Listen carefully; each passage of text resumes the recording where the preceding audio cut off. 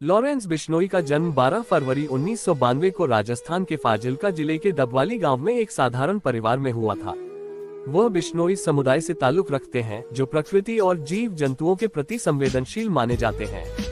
उनका परिवार धार्मिक और सादा जीवन जीने वाला था। लॉरेंस के पिता लविंदर सिंह पंजाब पुलिस में कांस्टेबल थे और बाद में वे खेती करने लगे।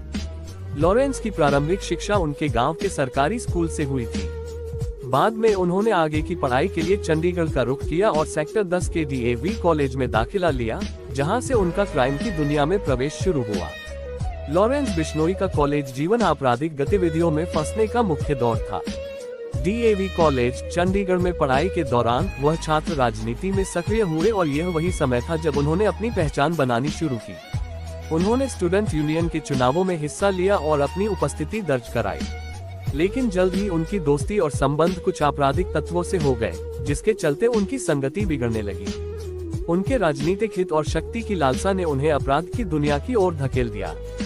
चंडीगढ़ में छात्र राजनीति के दौरान लॉरेंस ने कई विवादों में हिस्सा लिया और यह धीरे धीरे उन्हें एक गैंगस्टर के रूप में उभरने में मददगार साबित हुआ। उनकी पहचान एक आक्रामक और ताकतवर नेता के रूप में बनी। इसी समय उन्होंने अपने गिरोह की स्थापना की और विभिन्न गैंगस्टर्स से संबंध स्थापित किए। उनके गिरोह का मुख्य काम था फिरौती मांगना, हत्याएं करना और ड्रग्स का व्यापार। लॉरेंस बिश्नोई का आपराधिक करियर धीरे धीरे बढ़ता गया। वह पंजाब, हरियाणा, राजस्थान और दिल्ली सहित कई राज्यों में सक्रिय हो गए।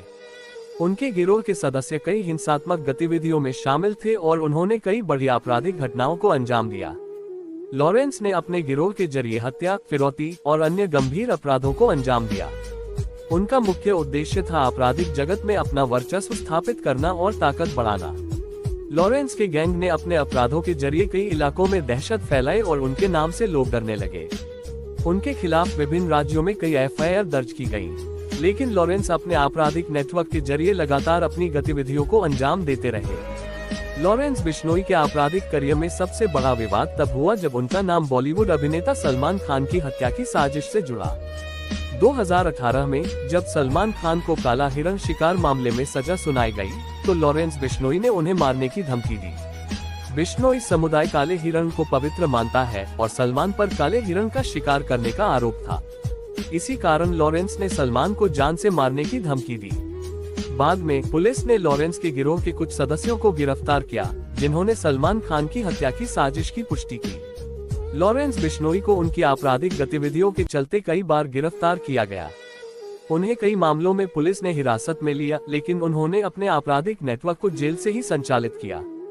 पुलिस के अनुसार लॉरेंस बिश्नोई जेल में रहते हुए भी अपने गिरोह को सक्रिय रखने में कामयाब रहे। उनके गिरोह के सदस्य जेल के बाहर से उनके निर्देशों का पालन करते रहे और अपराधों को अंजाम देते रहे।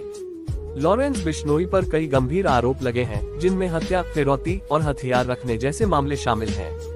वे विभिन्न जेलों में बंद रहे, लेकिन उनके आपराधिक कारनामे थमे नहीं। जेल में रहते हुए भी वे अपने नेटवर्क के जरिए आपराधिक गतिविधियों को अंजाम देते रहे। लॉरेंस बिश्नोई का अपराधी नेटवर्क इतना बड़ा था कि वे जेल में रहते हुए भी अपने गैंग को ऑपरेट करने में सक्षम थे।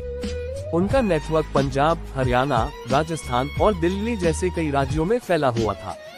उनके साथी जेल के बाहर से उनके निर्देशों पर काम करते थे और वे लगातार पुलिस के लिए चुनौती बने रहे। जेल में रहते हुए भी वे मोबाइल और अन्य साधनों का इस्तेमाल कर अपने गिरोह को निर्देश देते थे। लॉरेंस बिश्नोई का नाम पंजाबी गायक सिद्धू मूसेवाला की हत्या से भी जुड़ा। 2022 में सिद्धू मूसेवाला की हत्या के बाद बिश्नोई गिरोह ने इस हत्या की जिम्मेदारी ली। ये हत्या लॉरेंस के करीबी सहयोगी गोल्डी बराड़ के जरिए अंजाम दी गई।